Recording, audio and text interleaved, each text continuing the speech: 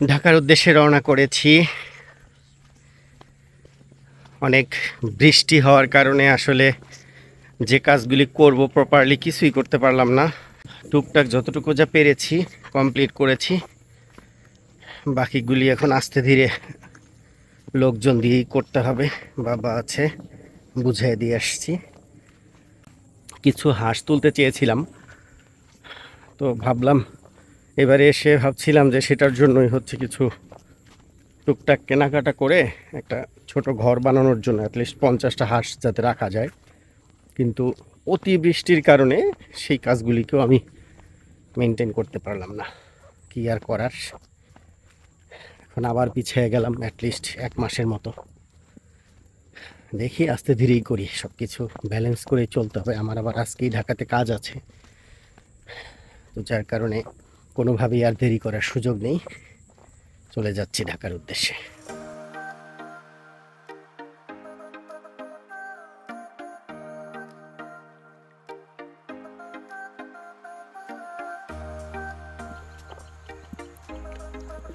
Agricultural কাজগুলি হচ্ছে আসলে সময় সাপেক্ষ, যেহেতু আমরা আসলে নিয়ন্ত্রিত পরিবেশে কাজ করতে পারি না। এগ্রিকালচারাল কাজগুলি প্রকৃতির উপরে, আবহাওয়ার উপরে সব কিছু মিলেই হচ্ছে ব্যালেন্স করে চলতে হয়। সেই ক্ষেত্রে আসলে শহুরে কর্মব্যস্ততা মাথায় নিয়ে হুটহাট করে এসে যেমন কাজটা করা যায় না, ঠিক তেমনি নিজের ইচ্ছা মতো শুরু করতে চাইলেও সেটাকে ব্যালেন্স করা যায় না। অনেকটা প্রকৃতির উপরে নির্ভর থাকতেই হয় কোনো না কোনোভাবে। তো এই হচ্ছে বিষয়। তো যার কারণে বিষয়টা কিছুটা সময় সাপেক্ষ হবে। তারপরেও আমি আসলে হাল ছেড়ে দেওয়ারও কিছু নাই, হতাশার কিছু নাই। এটাই বাস্তব, এটাই মেনে নিয়ে আমাকে কাজ করতে হবে।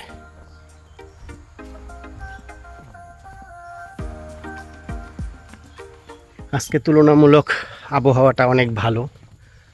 আকাশের মেঘ আছে, কিন্তু বৃষ্টি হওয়ার মতো মেঘাচ্ছন্ন পরিবেশটা ওইভাবে এখনও নেই। রোদ উঠে গিয়েছে, আপনারা আমাকে দেখেই বুঝতে পারছেন যে রোদের আলোটা আমার চেহারার উপরে পড়তেছে। আমি আসার পরে তো ঘর থেকে বের হব এরকম পরিবেশ পাওয়াটাই খুব কঠিন ছিল। এত পরিমাণ বৃষ্টি হচ্ছিল, যতটুকু যা বাইরে বের হয়েছি আপনারা দেখেছেন, সেটা ছাতা হাতে নিয়ে বের হতে হয়েছে।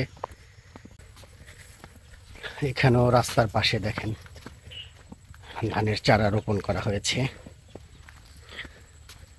পাশাপাশি রাস্তার অবস্থাও ভালো না, যদি আমার পিছনে খেয়াল করেন, খুব হিসেব নিকেশ কষে কষে হাঁটতে হচ্ছে।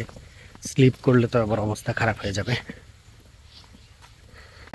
হাঁটতে হাঁটতে চলে এসেছি খেওয়া ঘাটে, কিন্তু খেওয়া আসলে এপারে নেই, ওপারে অবস্থান করছে।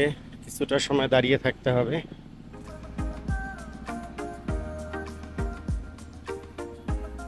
আমাদের ব্রিজের কাজটাও ধীরে ধীরে এগিয়ে চলছে, থেমে নেই। এটাই হচ্ছে ভালো লাগার বিষয়, যে বর্তমান পরিস্থিতিতে এর কার্যক্রম থেমে নেই এবং এগিয়ে চলছে এর আপন গতিতে। এটা একটা ভালো লাগার বিষয়। নদীর পাড়ে হাঁটাটাও অনেক রিস্কি, একটু সাবধানে পা ফেলতে হবে। পানি রয়েছে পর্যাপ্ত। যত তাড়াতাড়ি ব্রিজটা হবে, আমাদের আসলে যোগাযোগ ব্যবস্থার যে ভোগান্তি, সেখান থেকে আমরা মুক্তি পাব। এটার জন্যই অপেক্ষা করছি, কত তাড়াতাড়ি আমরা আসলে ভোগান্তি থেকে মুক্তি পাব।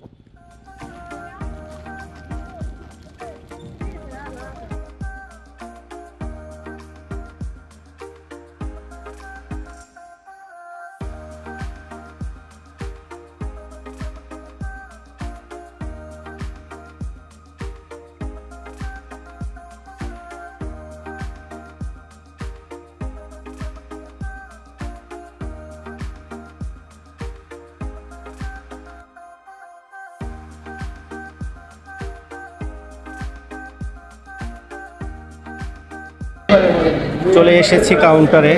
আমার ব্যাগ আবার হচ্ছে 3টা, যার কারণে একটু প্রবলেম হয়ে যাচ্ছে ভিডিও করার জন্য। এই হচ্ছে আমাদের মাদারীপুর কাউন্টার। অলরেডি আমি টিকিট কেটে ফেলেছি, অপেক্ষা করছি গাড়ির জন্য। চাইলে রানিং গাড়িতে উঠতে পারতাম, কিন্তু আমার কাছে যেহেতু ব্যাগ আছে এইভাবে উঠে যাওয়াটা একটু বিড়ম্বনার। আর হচ্ছে যেই পরিবহনটা রানিং আছে সেটা আমার বাসার কাছাকাছি যাবে না, যার কারণে আমি হচ্ছে আধা ঘন্টা লেট করতেছি। পরের গাড়িটা একেবারে আমার কাছাকাছি যাবে এবং সেটা নেমে আমি রিক্সা নিয়ে বাসায় ঢুকবো। সেক্ষেত্রে আমার জন্য একটু সহজ হবে, এই কারণে অপেক্ষা করছি।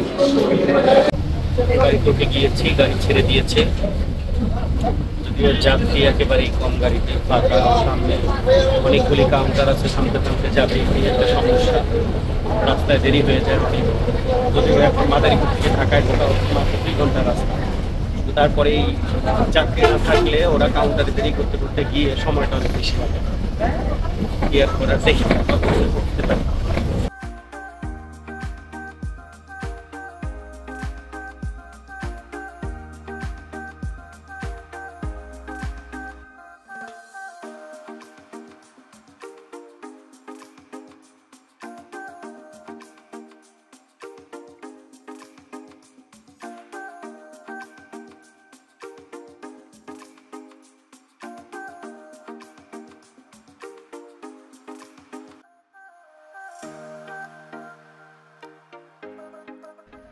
অবশেষে ঢাকায় চলে এসেছি। জার্নির ক্লান্তি চোখে মুখে দেখা যাচ্ছে। কিছুটা ফ্রেশ হয়েছি, এখন রেস্ট নিব, তারপরে হচ্ছে খাওয়া দাওয়া করে আবার বের হতে হবে। বিকালবেলা প্রোগ্রাম রয়েছে, আপনাদেরকে সেই প্রোগ্রামের সাথে রাখবো আমি। যাই হোক, যদিও আমি ঢাকায় এসেছি, তারপরে মনটা গ্রামেই পড়ে রয়েছে। আমার প্রজেক্ট, আমার স্বপ্নের প্রজেক্ট, যেটাকে আমি যে কোনো মূল্যে বাস্তবায়ন করার জন্য বদ্ধপরিকর। আমি চেষ্টা করে যাব সর্বোচ্চ পর্যায়ে আমার অ্যাবিলিটি অনুযায়ী। আপনারা আমাকে সঙ্গ দিবেন, দোয়া করবেন, আশীর্বাদ করবেন এবং আপনাদের পরামর্শ অবশ্যই আমাকে সামনের দিকে এগিয়ে নিয়ে যাওয়ার পাথেয় হিসেবে কাজ করবে। তো আজকে এই পর্যন্তই। আমার জন্য সবাই দোয়া এবং আশীর্বাদ করবেন। Bye bye, tata.